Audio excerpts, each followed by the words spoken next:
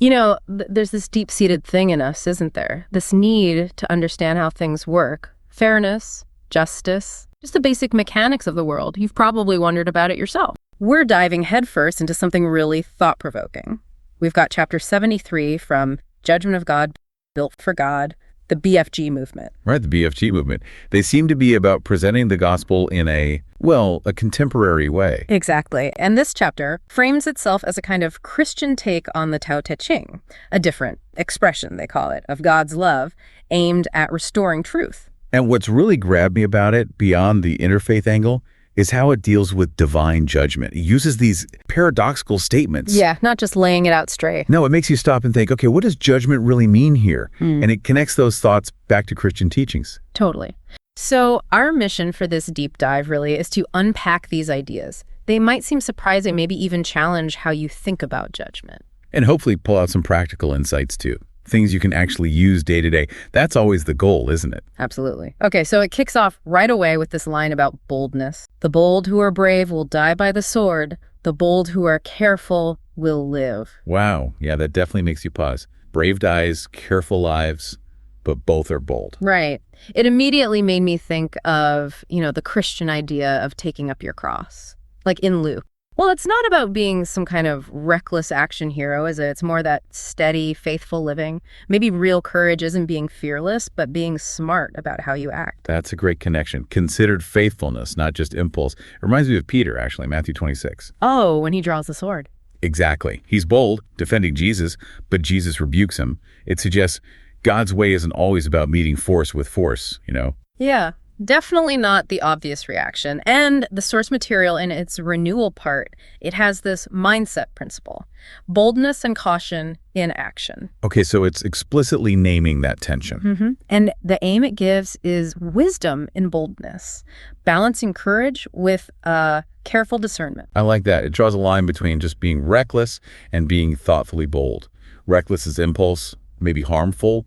Thoughtful boldness has wisdom behind it. Which fits so well with Christian ideas about seeking prudence, seeking wisdom. It does. And the real-world application they mention is key, I think, that feeling when you want to jump in immediately. Oh, yeah, been there. Right. But this suggests pausing, being thoughtful, in relationships, leadership, even social justice stuff. Like stand up for what's right, sure, but do it with respect and thought, not just steamrolling. Constructively. And they bring in Proverbs 3, trust in the Lord, and James 1, ask God for wisdom, anchoring it. Then it shifts to the aim principle. Aim for wisdom and discernment and boldness and caution. So not just having the mindset, but actively aiming for it. Right, moving from idea to intention. The goal being boldness that's really moderated, tempered by thought. And the explanation digs into that, evaluating risks, benefits, planning, seeking advice before acting boldly. It's deliberate, not spontaneous combustion. Which feels super practical for anyone listening. Those big choices, career, relationships, go forward, yes, but maybe not with your eyes closed. Exactly. And again, scriptures pop up, Proverbs 2 on God giving wisdom, Proverbs 3 on safeguarding judgment. It keeps reinforcing the source of that wisdom. Then comes the practice principle. Practice discernment in boldness and caution. Where the rubber meets the road, yeah. Put the thoughtful boldness into action. Confident, but guided. The explanation talks about choosing when to be bold wisely, using foresight. So it's strategic courage, not just any courage. And the examples are things like career moves, starting projects, leading teams. You need boldness, but you also need responsibility, research. You do. And those verses again, James 1.5, Proverbs 3.56, just keeping that foundation in view. Now, this response section is fascinating. It draws parallels with other faiths on this balance. Well, it mentions Matthew 10.16, wise as serpents, harmless as doves. Classic Christian image for this. Definitely. Wisdom and innocence together. But then it brings in the Quran, 16.125, about inviting others with wisdom and good instruction. Okay. Similar theme. And Hinduism via the Bhagavad Gita, detachment and self-control tempering action. And Buddhism's right action advocating moderation. Suggests maybe true strength isn't just raw power. Yeah, it's guided power. And the final verse they drop in is Proverbs 4. Get wisdom. Pretty direct. Can't get much clearer than that. Okay, so that's the boldness paradox. What about the next point? The mystery of divine favor. Right. This one also stops you in your tracks. One is not favored by heaven. Who knows the reason? Even the wise find this difficult. Yeah, that hits hard because We want to know the reason, don't we? Totally. And it immediately made me think of Isaiah 55. God's thoughts aren't our thoughts. His ways aren't our ways. Right. It pushes back against that easy cause and effect we often look for, like, I did good, so I get blessed. Maybe it's not that simple. Maybe that discomfort, the why, is actually part of deepening faith. Could be. Loving your enemies. That really throws a wrench in the simple reward system idea of favor. It does. God's favor seems rooted in this massive love and justice, way bigger than our human scorecard. And the renewal section here has the mindset, understanding and accepting the mystery of life, aiming for humility. Humility when we just don't get it. The explanation talks about trusting God's will even without the answers. Which is easier said than done, but crucial. A faith that doesn't need all the blueprints. And the real-world application is right there dealing with suffering, loss, injustice. Instead of getting stuck on why me, it's about trusting a bigger picture. Finding peace in the uncertainty, maybe? And the verses support that Isaiah 55 again in Romans 8:28, all things work together for good. That's a big anchor. Huge anchor. Okay, then the aim for humility and understanding life's mysteries. Actively embrace the mystery, acknowledge our limits. Yeah, letting go of the need to know everything, trusting God's wisdom is greater, humbling ourselves before the unknown. The application follows trusting that bigger picture when things are confusing or painful from down here. Makes sense. And Proverbs 3 and Isaiah 55 reinforce that. Lean not on your own understanding. Then the practice. Practice humility and acknowledging life's mysteries. Actively accepting we won't figure it all out. And the explanation is almost freeing. Not everything needs to be figured out. Maybe accepting that lets us trust more deeply. So the real-world practice is resisting that demand for immediate answers in tough times. Leaning on faith, trusting God's in control, even if the path is foggy. Isaiah 55, again, constant reminders. And the response section, again, finds echoes elsewhere. Proverbs 3, Christianity. And the Quran 3.191, the Bhagavad Gita on devotion leading to understanding, the Dhammapada in Buddhism on the mind shaping reality. It's like all these paths acknowledge something beyond our full grasp, a shared sense of human limitation before the divine or the ultimate. Yeah, recognizing we're not the ones holding all the cards. And the application is simply practice humility in challenges, trust a higher power. Tied up with Isaiah 55 and James 4, humble yourselves before the Lord. Okay, let's shift again. The nature of how God acts. Right, the descriptions are amazing. Conquers without contending, responds without speaking, cannot be summoned and yet is present. So poetic. It instantly brought Psalm 46, be still and know that I am God. God's power doesn't need a big fight scene. It's inherent, like an author's control over the story.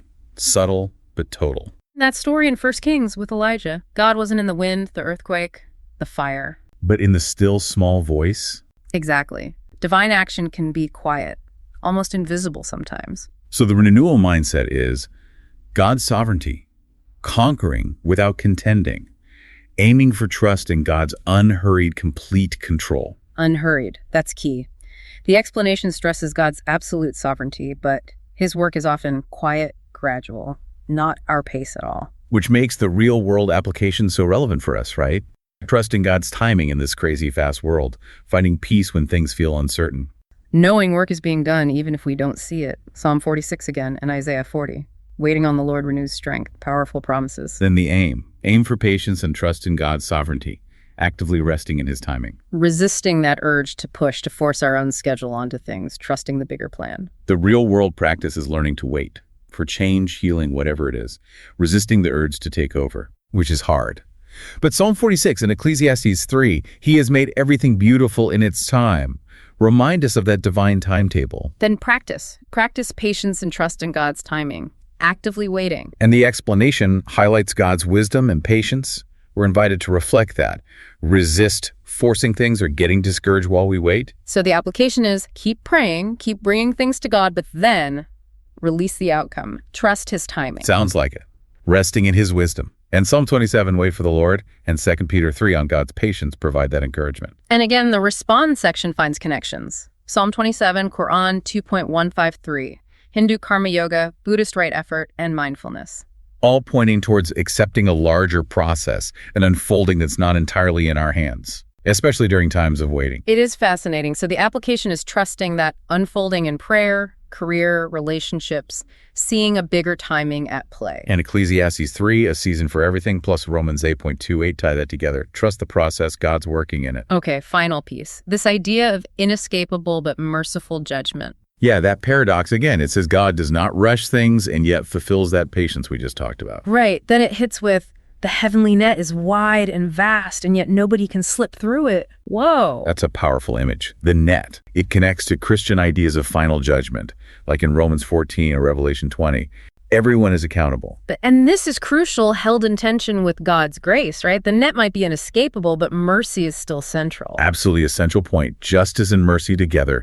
The renewal mindset is the unstoppable will of God, trusting his power and justice. The explanation says nothing escapes God's notice. His plans will be fulfilled. There's a certainty there. And the application is finding peace in that. Knowing God sees everything, even the small stuff, even what feels overlooked. That's comforting. And Matthew 10, God knowing the sparrows, and Romans 8, nothing separating us from his love, those verses give that deep security. Then the aim. Aim for confidence in God's unfailing control, finding assurance in his authority. The explanation is blunt. God is in complete control. Total sovereignty.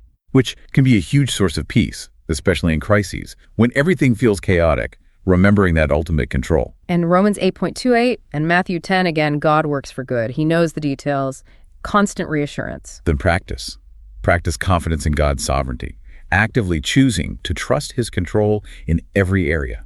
The explanation suggests everything unfolds according to his purpose, and embracing that brings peace even when life's stormy. So the application is trusting him through challenges, personal, work, relationships, knowing there's a plan, even if it's hidden. And Romans 8.28, Psalm 115, our God is in heaven. He does whatever pleases him, affirming his authority. And finally, the respond section one last time, Romans 8 for Christianity. Quran 94, Bhagavad Gita on devotion, Dhammapada on the mind's power, all hinting at trust in a higher power's oversight. It's amazing how that core belief in divine control and protection echoes across different paths. A universal comfort, maybe? Seems like it. So the application is actively practice faith and confidence in God's plan, especially when things feel uncertain. And Isaiah 46, God's plan standing firm, and Matthew 10, his detailed knowledge, powerful closing thoughts on that sovereignty. One of the big takeaways for everyone listening, we've seen this really complex picture of judgment.